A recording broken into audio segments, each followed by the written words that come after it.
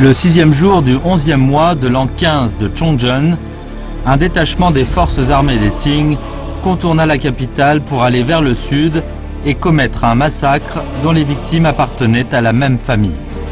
Une légende inconnue est révélée par la généalogie des Wang, sur cette haine vouée à une famille par l'armée qui cherchait à renverser la dynastie des Ming.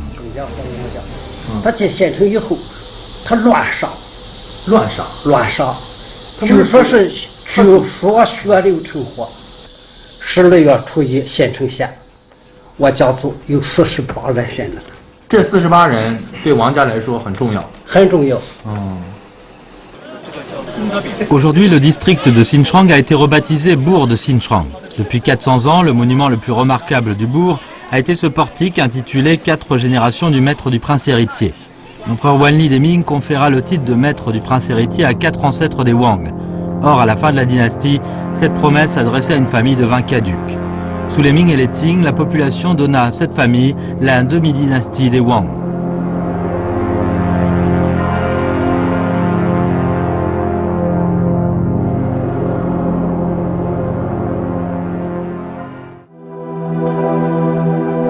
Le bourg de Xinchang est situé au centre de la province du Shandong. Son histoire remonte à plus de 700 ans. Il relève du district de Huantrai. Huantrai signifie la terrasse du duc Tzi Huan. Ce régent de la période des printemps et des automnes était un fervent amateur de chasse et il fit élever cette terrasse pour entraîner ses chevaux. Aujourd'hui, sur les vestiges, on découvre facilement les empreintes datant de plus de 2000 ans. Dans le musée du district sont exposés un grand nombre de pièces de céramique et de bronze, notamment des objets accompagnant les défunts. C'est donc une région prospère du point de vue politique et économique depuis l'Antiquité. Nombreux étaient les immigrants, mais c'est la venue d'une famille qui rehaussa considérablement la renommée de Xinchang.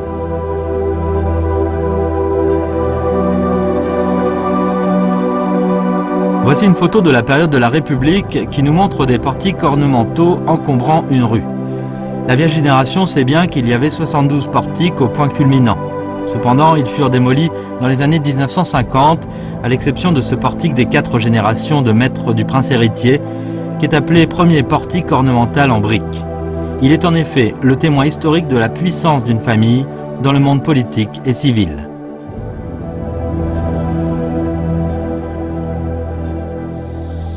En 2008, Xinchang fut nommé bourg culturel et historique de niveau national. L'intérêt que l'on portait à Xinchang provint surtout de la famille des Wang, et ce temple familial fut créé par les Wang pour commémorer leur premier ancêtre, Wang Chongguang. Le titre du temple était l'œuvre calligraphique de l'empereur Jiazing des Ming, et sa signification est le dévouement et la diligence. Les visiteurs sont impressionnés par le nombre de dignitaires de cette famille. Comment les Wang ont-ils pu prolonger cette légendaire succession en passant par le renversement des Ming et le relèvement des Qing? 这块碑的得来啊，这是我们整个中清祠提升改造当中啊收获最大的一块碑。哎，它的得来呢非常的偶然。从哪儿来的这碑？这个碑就是在我们脚下修这个下水道的时候得来的。在这儿？哎，就在这修的。对，这个为了呢，对，为了展示的需要呢，我们就把它立在这个地方了。这块碑啊，原来啊，这个历史上啊曾经说过中清祠是3座，但是缺乏足够的历史史料来证据。那么这一座碑出来以后，就把这个问题全解决了。羽扇。 Cette stèle enregistre l'évolution du temple Zhongqin. D'après les descriptions de la stèle sur son envergure, l'actuel temple restauré n'occupe qu'une partie du monument. 祭建中清报国石坊1座，余祭碑1座，大门1座，啊，这个二门1座，神道碑1座，啊，这个草房90间。 草房有90间，哎，寓意祭祀用的草房90间，现在只有过去的1/2，差不多这样的大小。当时呢应该说是非常盛况，占地也是非常大的，一座这样的祠堂啊，在当地是少有的。Le temple familial célèbre Wang Chongguang, premier ancêtre des Wang, à ce que l'on voit sur la stèle et son portrait. Dans les années Jiazing des Ming, il fut reçu à l'examen impérial et assuma la fonction de directeur adjoint au ministère des Finances. Comme il était droit et heurtait des dignitaires importants, il fut disgracié au rang de conseiller de l'envoyé de la cour au Guizhou. Mais cette infortune lui donnait une opportunité d'accomplir d'autres exploits. En l'an 36 de Jiazing, le palais impérial de Beijing fut incendié.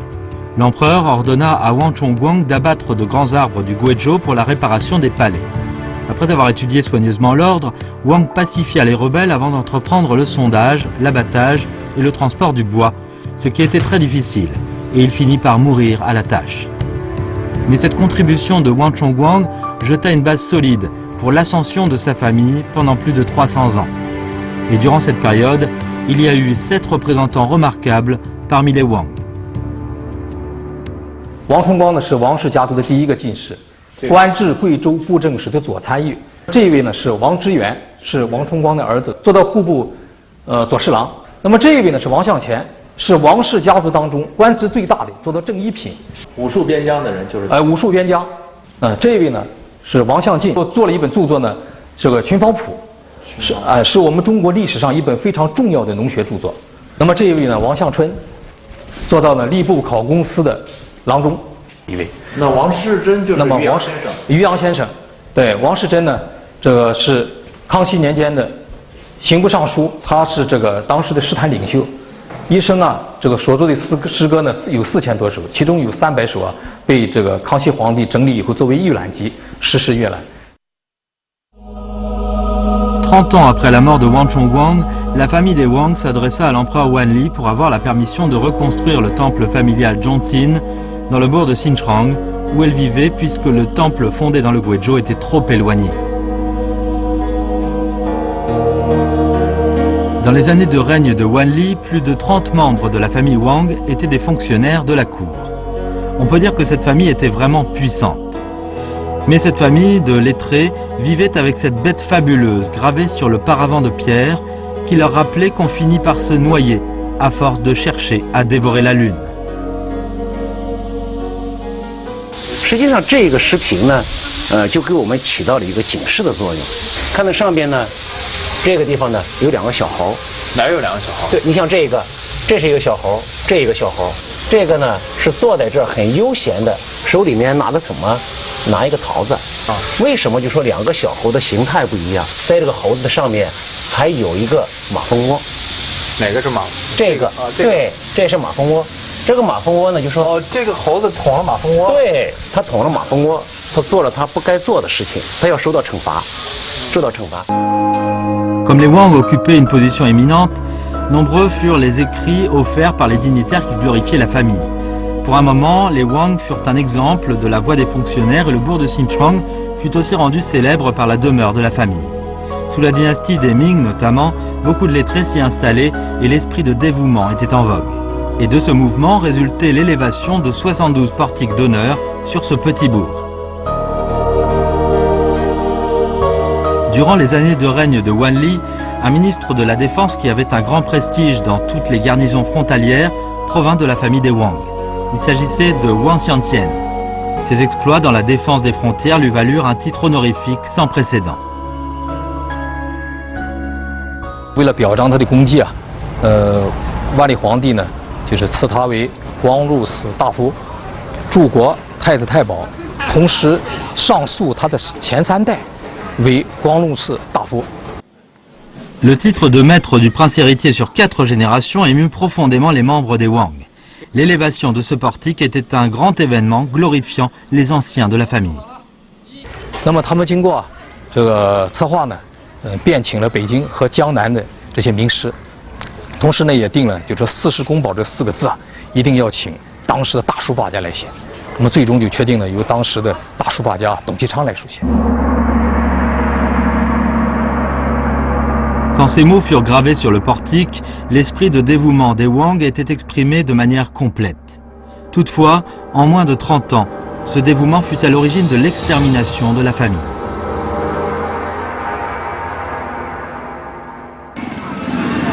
On dit que la catastrophe des Wang a eu lieu dans cette rue, où il y avait partout des portiques d'honneur à la fin de la dynastie des Ming qui favorisaient ce genre de monument. À présent, l'aspect de Xinchang est bien éloigné de sa période glorieuse. Cependant, ces échanges au marché existent depuis l'Antiquité. Et ce bourg est un important lieu d'échange depuis la dynastie des Ming et la grande foire de Xinchang est la plus grande de toute la Chine du Nord.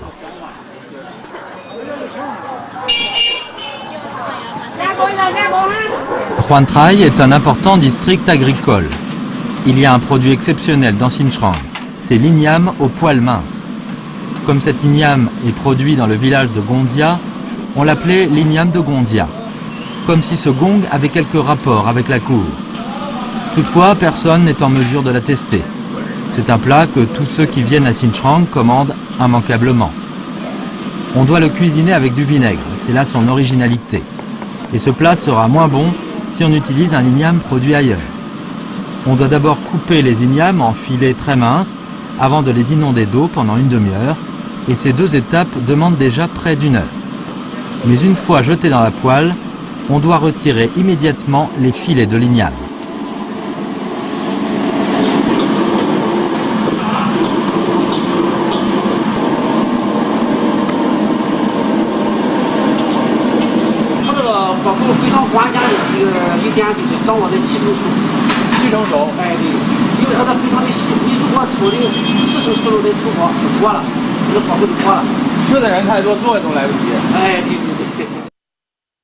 Si on n'avait pas vu le processus de préparation, on aurait eu de la peine à croire qu'il s'agissait d'igname. Mais on sera persuadé que ce plat est fait par un grand maître en le goûtant. Les Wang étaient puissants sous les Ming, mais l'histoire officielle néglige ce fait. Pour en connaître la raison, nous avons interrogé un descendant du rédacteur de la généalogie familiale des Wang. Wang Qi，打扰了，睡午觉呢。王老师啊，我听说崇祯年间王家遭遇过一次大的浩劫，是吧？就是任务之难。任务之难。哦。济南鲁王一派自杀。哦，鲁王自杀了。鲁王自杀。这一次下济南的时候，鲁王自杀。新城县我家族有48人殉难，王家有48人死了。对对。这个杀戮持续了几天？一天就了不得了。哦，一天。王家最后死了。这不是12月初几这一天。他为什么要来呢？就是根据说家仇国害吧。那个时候，王向前不是兵部尚书兼蓟辽东都吗？Dans les années Wanli, Wang Xiantian était ministre de la Défense et gouverneur général des Di et Liao. À cette époque, les Mongols et Nuzhen ne cessaient d'envahir les frontières. Wang encadrait sévèrement ses troupes et appliquait une politique d'attaque et de pacification envers les ennemis. 交活佛的攻击比袁崇焕对满洲族的这个攻击要大，但是在明史里头没有记载。没有记载。没有记载很少，就是这一篇传。从镇守西南边关，从西南一直到西北、东北，他那个边额是围镇9边。Les 9 garnisons frontalières ne désignaient pas toutes des frontières. Sur la ligne de défense de Liaodong, on installa 9 points de défense, de la passe de Jiayu à la passe de Shanhai, et qui portaient le nom de 9 garnisons importantes. Wang Xiantian tenait solidement ce système de défense. Cependant, l'histoire des Ming n'a pas signalé son dévouement à la dynastie, et ses exploits en termes de défense des frontières s'inscrivaient seulement dans la généalogie des Wang. 到了岳阳老先生这个地方，国史副总裁，管史料的，管修史的，清修明史。我这个估计就是他有意删，有意删除了。Wang Yuang fut ministre de la Défense dans les années de règne de l'empereur Kangxi. Il avait 9 ans lorsque l'armée des Qing perpétra le massacre de sa famille. Il lui était alors impossible de ne pas indiquer la lutte engagée par Wang Xiantian contre les Nuzhen pour prévenir une autre catastrophe. Wang défendait les frontières pendant plus de 20 ans et jouissait d'un haut prestige dans les garnisons. Mais ce qu'il faisait gêna la montée des Nuzhen. Il mourut en l'an 3 de Chongzhen quand la dynastie Ming était menacée d'extinction. La dynastie employait la plus grande partie de son potentiel dans la défense de Liaodong pour contrer l'invasion de l'ennemi extérieur alors que dans le pays, les forces insurrectionnelles se développaient partout. Cette politique de rigueur et de douceur était aussi adoptée par son adversaire.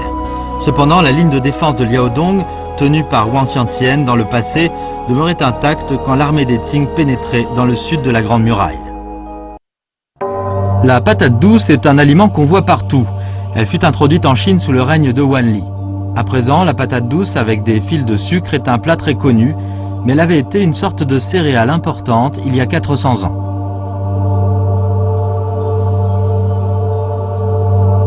Une des raisons de la fin des Ming était le manque de céréales.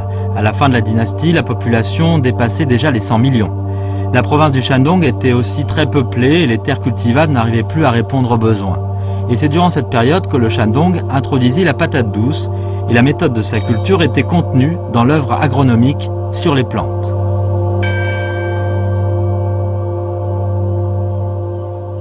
《群芳谱》的这个作者呢，就是咱们这个图案上面的王相敬。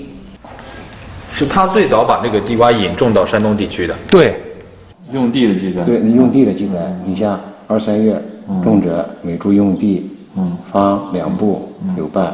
藏种这里边明确记载9、10月收获。对，9、10月收获，然后教你怎么收藏呢？就是说下一撅这窖，地窖嘛，约深1尺5、6寸，先下稻草、稻糠3、4寸。 Les patates douces ont joué le rôle de céréales pendant plusieurs périodes de l'histoire. Elles fournissent des récoltes abondantes et elles ont une vitalité étonnante. Leur plantation est poursuivie dans la famille Wang selon l'enseignement séculaire. À présent, la population de Xinjiang s'est débarrassée des années où l'on mangeait seulement des patates douces.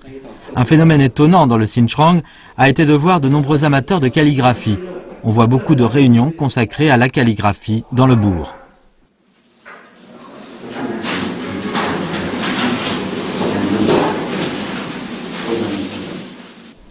Ces personnes âgées sont les descendants de la famille de Wang de Xinjiang. Ils poursuivent la tradition du respect de l'éducation jusqu'à aujourd'hui.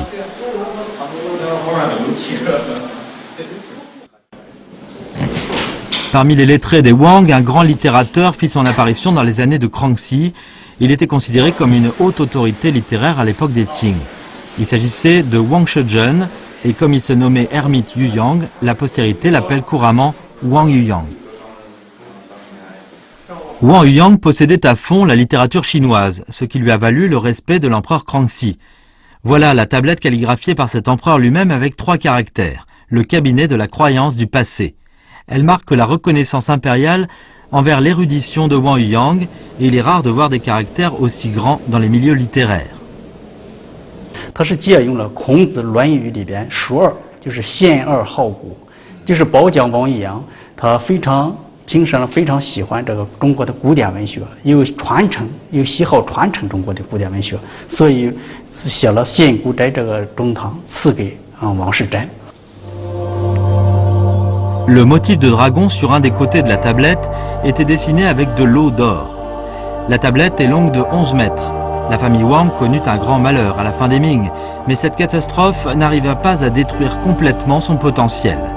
Huang Traiji détruisit la défense des Ming en utilisant les Han contre les Han. Comment un peuple minoritaire pourrait-il réussir à dominer la population des Han de tout un pays? Ce fut une question urgente. Si les contradictions entre Mandchou et Han ne pouvaient être démêlées, le pouvoir se ruinerait rapidement. De Huang Traiji à Tianlong, les souverains Qing souhaitaient ardemment faire fondre la culture Han dans le cadre de leur domination.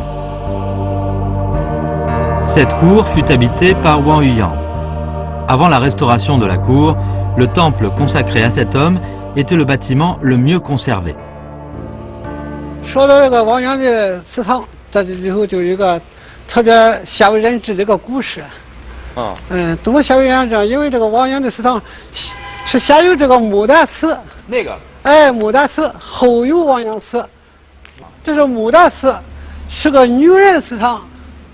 女性的祠。女性祠堂。 女祠堂在中国历史上这个不符合规范的。 Du point de vue du protocole féodal, il y avait peu de temples commémoratifs consacrés à une femme. Quand on regarde sur le côté latéral, ce temple féminin est un peu reculé, plus au nord. Son ornement de motifs de fleurs de pivoine désignait clairement une personnalité exceptionnelle. 牡丹这个人啊，是太子妃。 太子妃，太子赐给王阳的一个妃子。牡丹祠就是因为王家忌讳这个太子妃，没法说他死后以后怎么给他建祠堂啊？就是利用他那马祖头饰不有个牡丹花吗？以这个牡丹花这个头饰这个冠，这个冠的名称叫它牡丹丝。 Qui honorait le temple des fleurs de pivoine? Était-ce vraiment la concubine du prince héritier? Un sujet de débat pour beaucoup, mais si on observe les motifs, la fleur de pivoine et la grue revêtent des significations particulières. Dans le musée de Huantai sont exposés également 2 édits impériaux, l'un datant de l'an 9 de Kangxi, écrit en chinois et en mandchou, relatant les 4 fonctions assumées par Wang Yuyang, l'autre datant de l'an 42 de Kangxi, écrit seulement en chinois. À cette époque, Wang Yuyang était ministre de la Justice et il avait une autre fonction particulière, docteur de l'interprétation au collège impérial, dont le rôle consistait à enseigner la littérature chinoise au prince héritier. Ainsi, les relations entre Wang Yuyang et le prince héritier devenaient-elles de plus en plus étroites.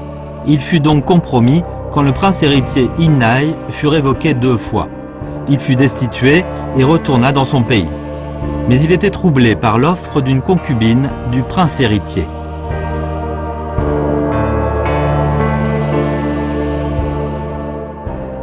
« 不光为难非常可怕，而且太子妃在太子赐给他这个女人的时候啊，这个太子妃已经怀孕了。怀了太子的骨血。太子骨血龙脉，这是最可怕的事情。 所以对王阳非常为难，而且生的幸亏是个女孩，那要是个男孩就更可怕了。那相当这是康熙皇帝的孙女，这个小女孩是。Après la naissance du bébé, Wang Yuyang lui donna un nom équivoque, Creux-Creux, prononcé comme la princesse. Il mourut alors que l'enfant était encore très jeune. Après la mort de Wang Yuyang, la femme Fleur de Pivoine se suicida. Et la jeune Creux-Creux était un fardeau pour les descendants des Wang. Ils l'envoyèrent à la famille des Cao de la capitale. Plus tard, un des Cao écrivit un roman célèbre, Le Pavillon Rouge, et un des personnages, Tsing Kreting, aurait eu Creux-Creux pour exemple. La prospérité de la famille des Wang dura à travers les 2 dynasties des Ming et des Qing. La tradition du labeur et de l'étude faisait se perpétuer la qualité du dévouement et de la diligence. Ses membres donnaient des conseils à la cour et après le retour au pays natal, faisaient du bien aux voisins. Cette famille à la grande réputation fut aussi connaître Xinchang. Le bourg fit propager l'esprit de dévouement et de diligence. 400 ans plus tard, cet esprit persiste et peut être résumé par un esprit de droiture, tout comme l'indiquent les 4 caractères gravés derrière le paravent, l'eau, la lune, le pain et le vent.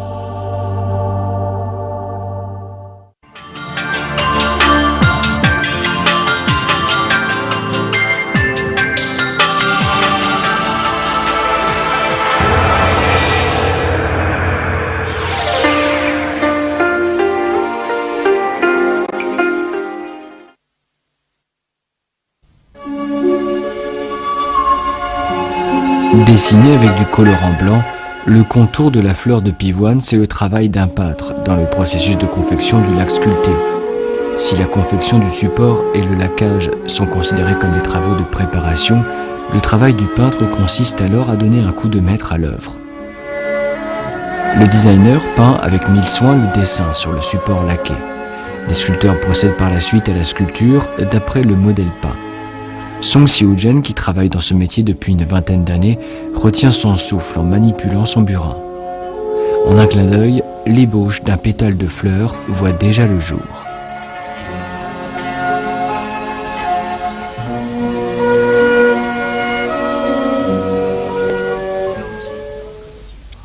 La sculpture en lac s'exécute en 2 parties, main supérieure et main inférieure. La main supérieure correspond au bas-relief, soit aux fleurs, dans rajout de fleurs au brocart, nom en argot donné à cette sculpture. Pour cette partie, la sculpture est exécutée d'après les lignes noires tracées. Qu'il s'agisse de personnages légendaires, de totems, de pierres, d'arbres, d'animaux ou d'oiseaux, tout cela doit être sculpté en cette main supérieure.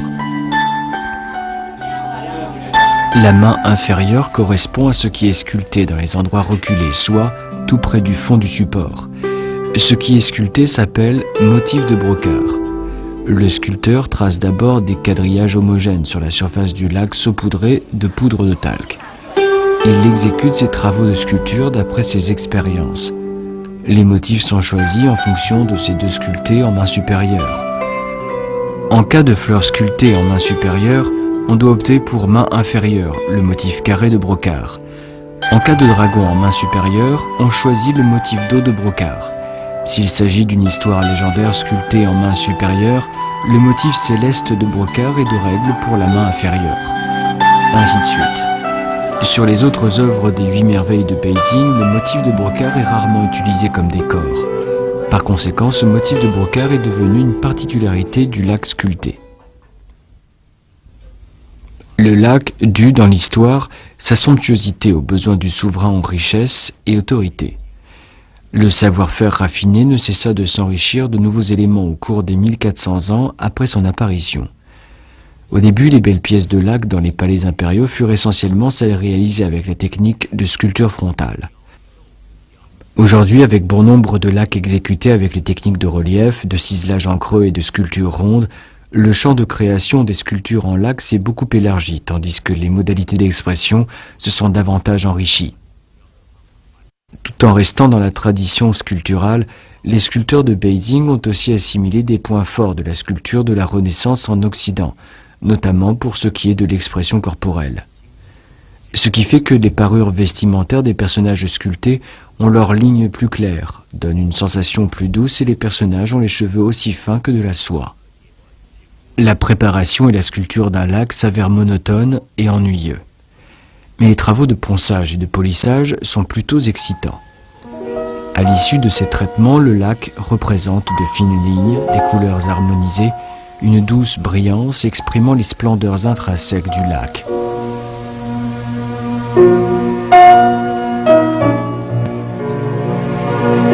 Chaque lac est imprégné des soins et de la sagesse de ses créateurs. Il possède à la fois des valeurs utilitaires et artistiques. Comme des clichés de paysages à 3 dimensions, ces œuvres rivalisent de leurs éclats originaux à côté des autres 8 merveilles de Beijing,